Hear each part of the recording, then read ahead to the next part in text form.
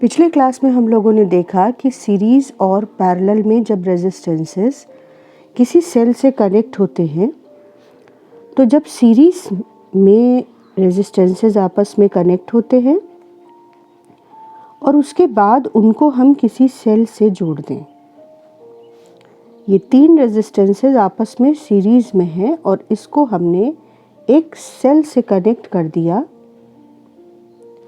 Cell के across जो 2 terminals हैं सेल के, उन 2 टर्मिनल्स के अक्रॉस पोटेंशियल डिफरेंस अगर V हो, तो इन तीनों रेजिस्टेंसेस में इस सेल की वजह से सेम करंट I फ्लो करेगी।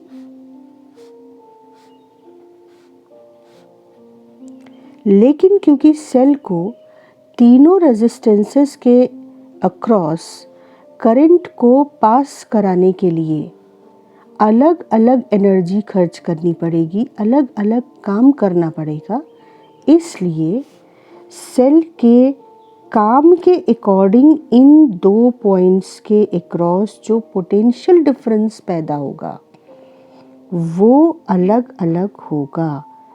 यहाँ IR1, यहाँ IR2 और यहाँ IR3।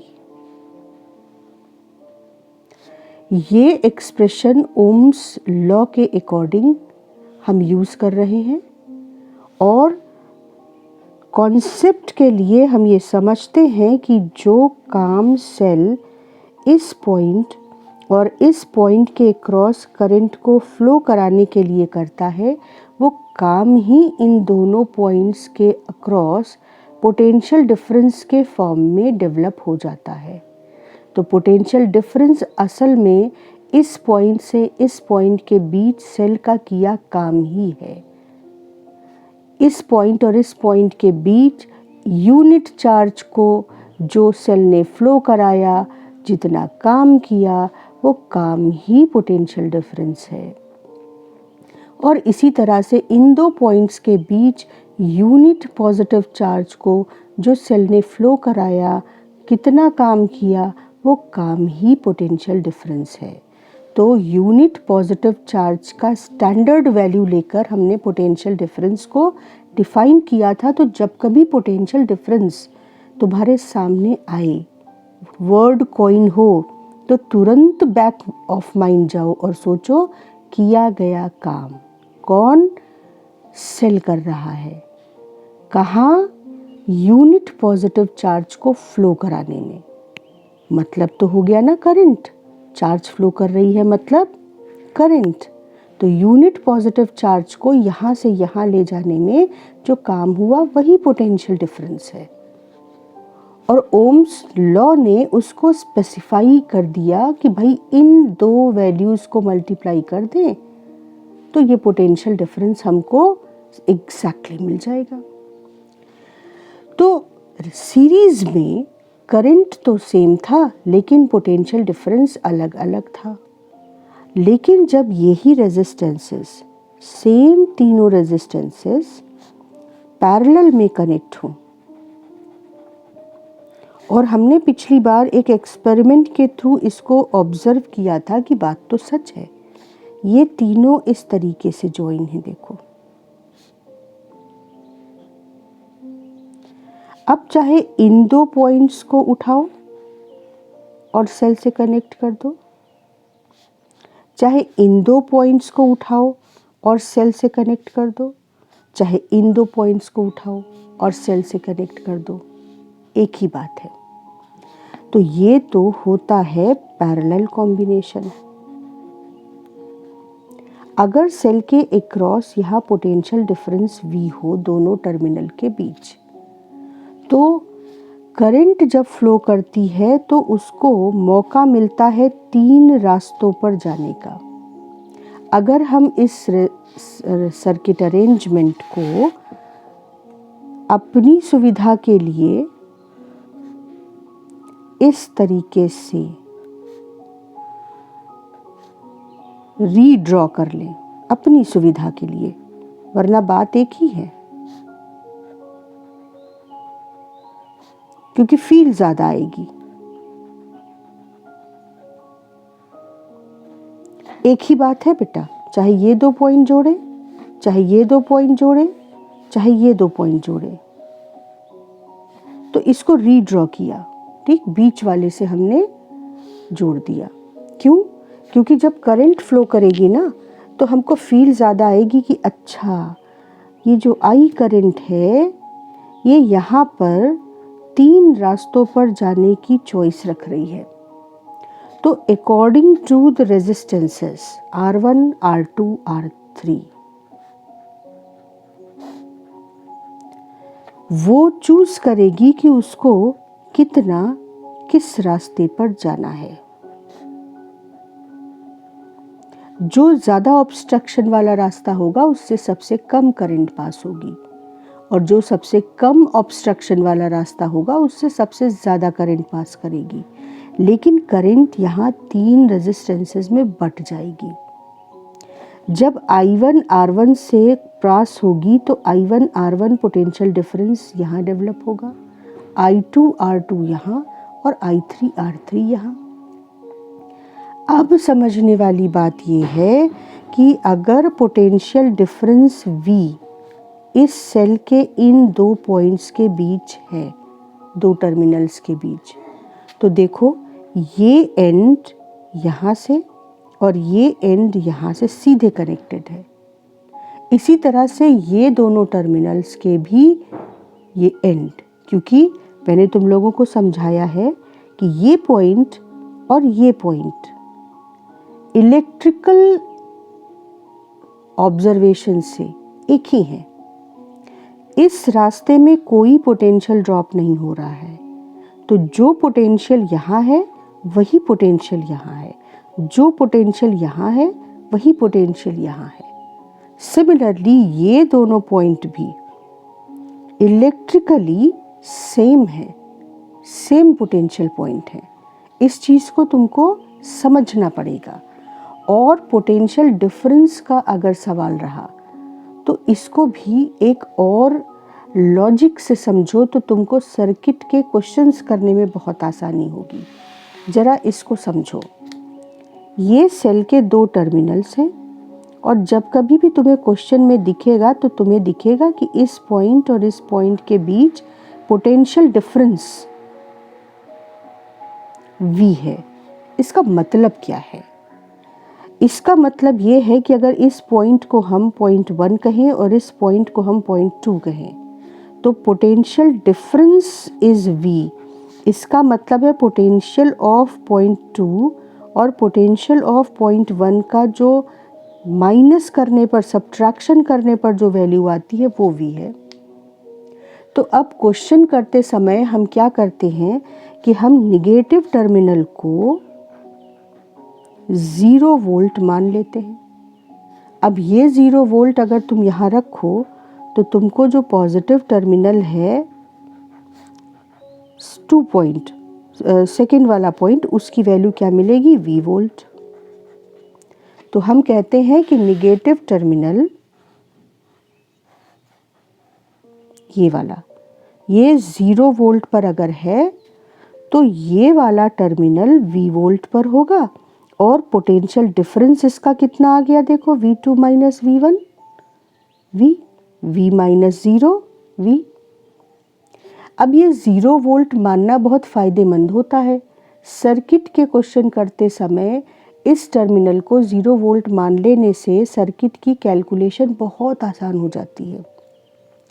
लेकिन ये ज़रूरी नहीं है कि ये 0 वोल्ट ही माना जाए। अगर तुम इसको कोई वैल्यू दे दो तो और अच्छी तरह तुमको बात समझ आएगी।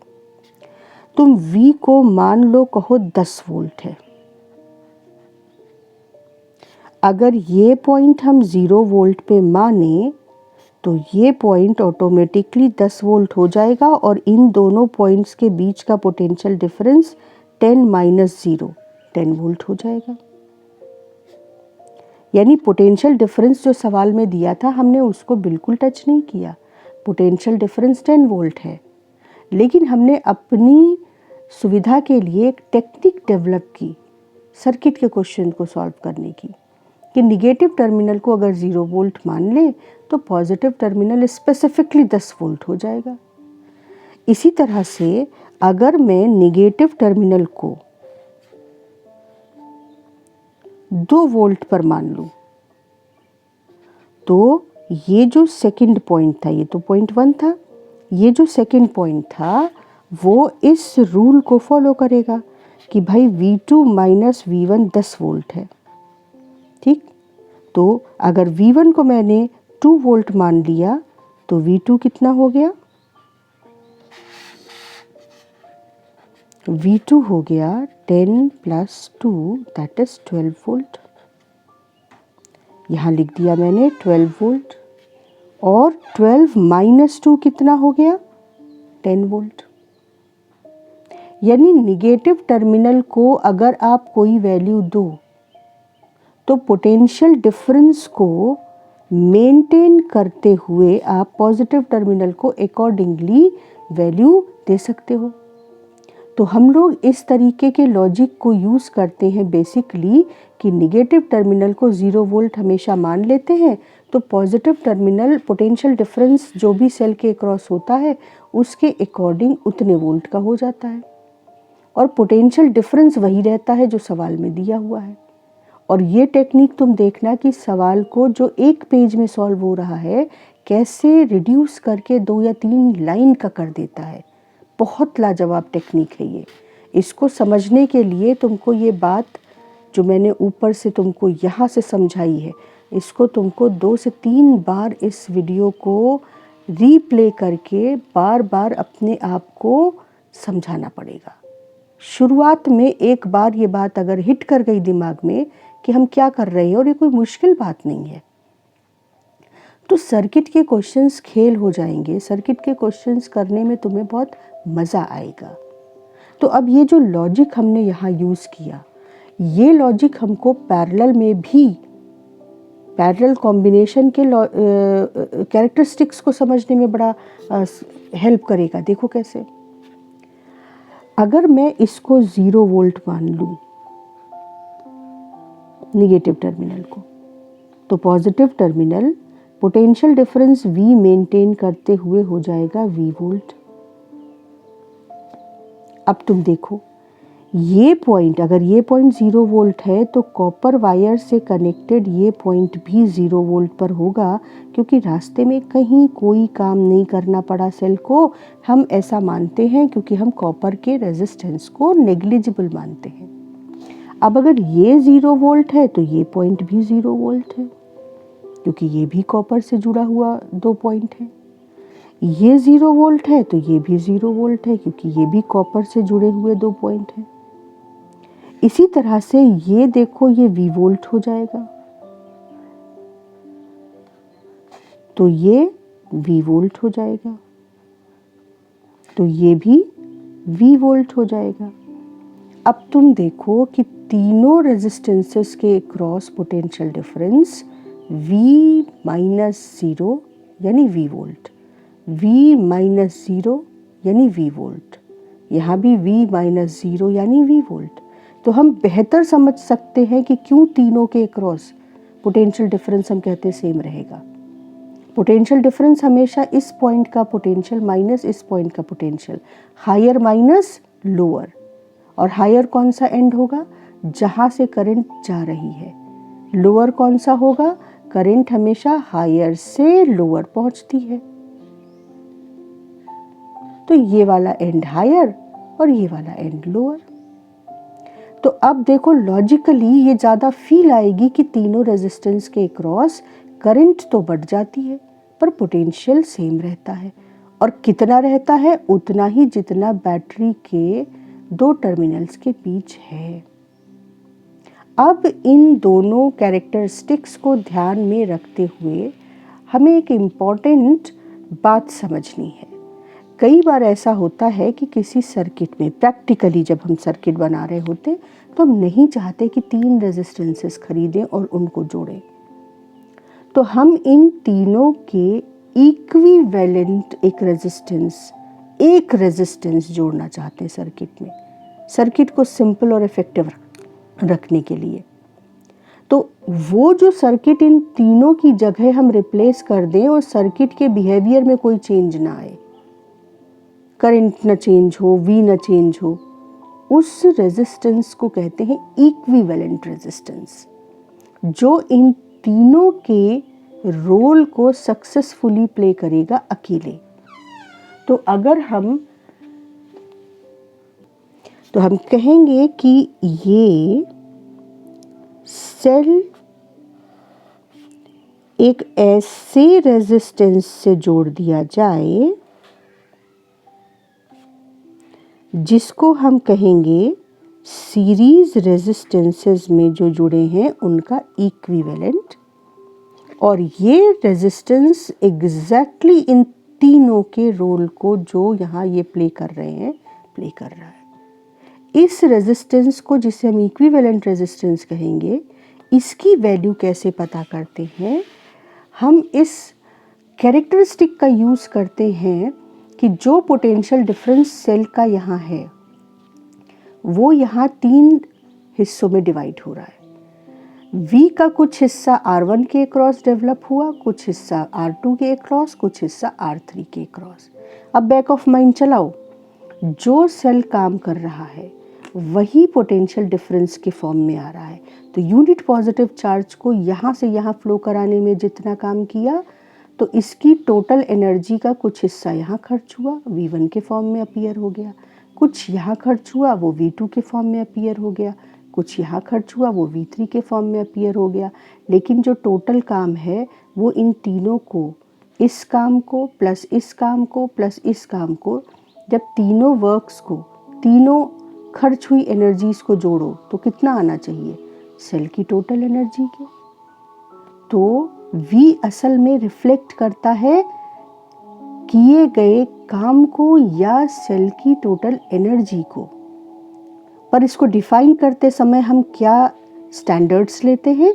यूनिट पॉजिटिव चार्ज को फ्लो कराने में किया गया काम, यानी जब कभी भी V आप देखें तो बैक ऑफ माइंड चलाएं कि है वो वर्क, पर कंडीशन लगी है यूनिट पॉजिटिव चार्ज की, यानी डिफाइन ऐसे हुआ है, पर V रिफ्लेक्ट किसे कर रहा है?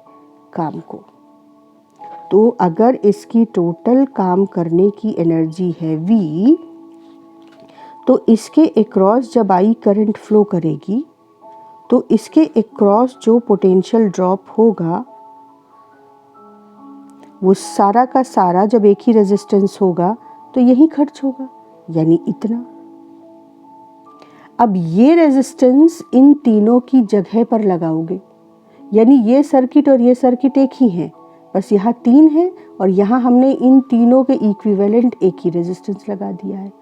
तो अगर तुम देखो तो ये जो टोटल एनर्जी सेल की है वो 3 हिस्सों में खर्च हुई, तो आप लिख सकते हो कि टोटल एनर्जी फर्स्ट के क्रॉस प्लस सेकंड के क्रॉस प्लस थर्ड के क्रॉस जो खर्च हुई उनका सम है।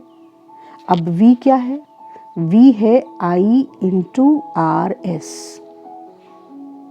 यहाँ लिख दिया। V1 क्या है? I into R1। V2 क्या है? I into R2। V3 क्या है? I into R3। तो अब I तो चला गया, देखो। तो सीरीज में जो रेजिस्टेंसेस कनेक्ट होंगे उनका इक्विवेलेंट सिंपली उनको आप ऐड कर दो तो मिल जाएगा। यानी अगर ये 1 ओम हो, ये 2 ओम हो, ये 3 ओम हो, और तुमसे पूछे कि इन तीनों की जगह एक रेजिस्टेंस लगाना है, कितने ओम का लगा दें सर्किट में?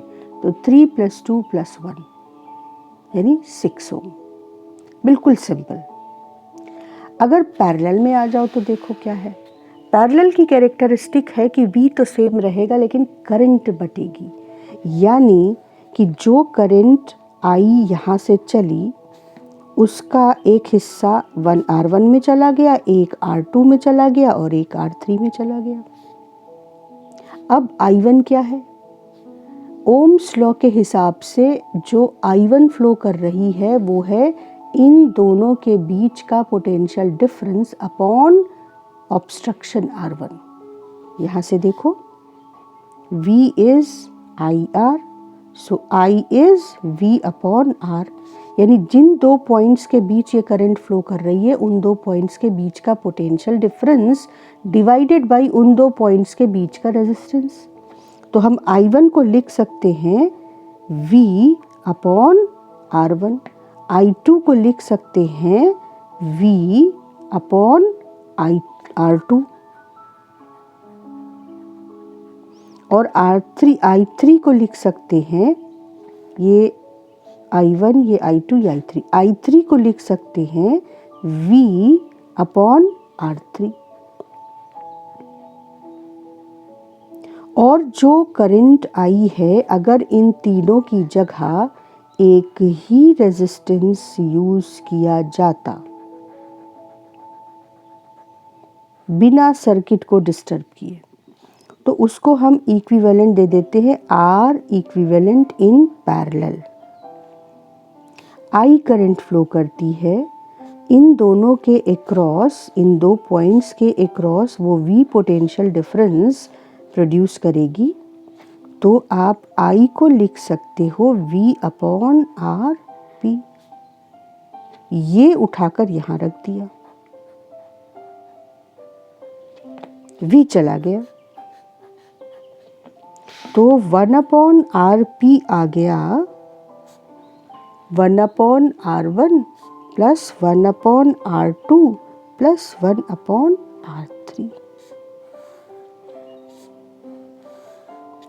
तो इक्विवेलेंट रेजिस्टेंसेस निकालना हो तो सीरीज में जितने रेजिस्टेंसेस हैं सबको सिंपली जोड़ दो तो उनका इक्विवेलेंट आ जाएगा। लेकिन पैरेलल में तुम्हें कैलकुलेशन ज़्यादा करनी पड़ेगी, क्योंकि 1 upon R P 1 upon R1 plus 1 upon R2 plus 1 upon R3 होगा।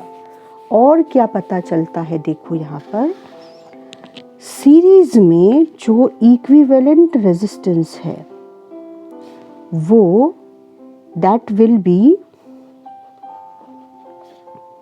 Greater than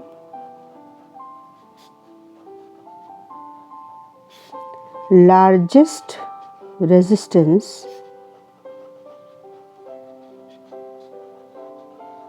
of the combination। क्यों दिख रहा है? अगर मान लो कि R3 सबसे बड़ा रेजिस्टेंस है इन तीनों में, तो R3 में R2 R1 जोड़ने पर RS मिलेगा।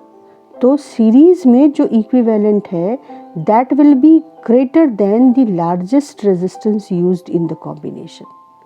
लेकिन अगर तुम यहाँ पर इसी कैलकुलेशन को यूज करो तो interestingly RP will be smaller than smallest resistance used in the circuit।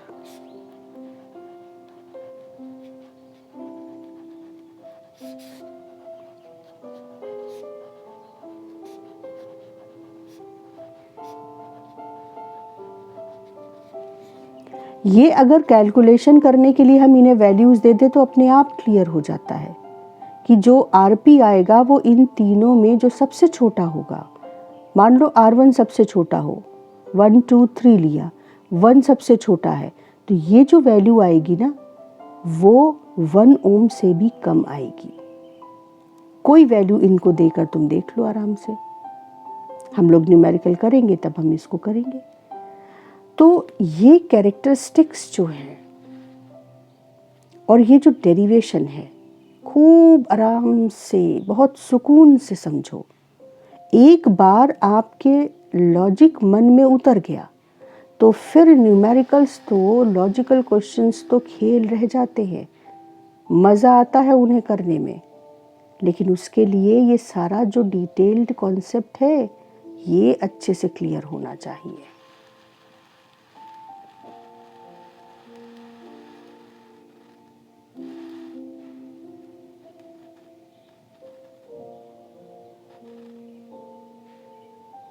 और पीछे ये जो लॉजिक टेक्निक ये जो डेवलप हुई सर्किट के क्वेश्चंस को करने के लिए, वोल्टेज किसी एक पॉइंट का आप 0 वोल्ट ले लो और बाकी पॉइंट्स का वोल्टेज सर्किट के कैरेक्टरिस्टिक के हिसाब से लिखते जाओ। कमाल की टेक्निक है। नेक्स्ट क्लास में हम लोग सीरीज और पैरेलल के क्वेश्चंस को करेंगे, लेकिन उससे पहले कुछ बहुत अच्छे ट्रिक्स सीखेंगे कि अगर दो रेजिस्टेंसेस सीरीज में या पैरेलल में हो तो उनके सवाल तो और भी आसानी से कर पाएंगे हम लोग।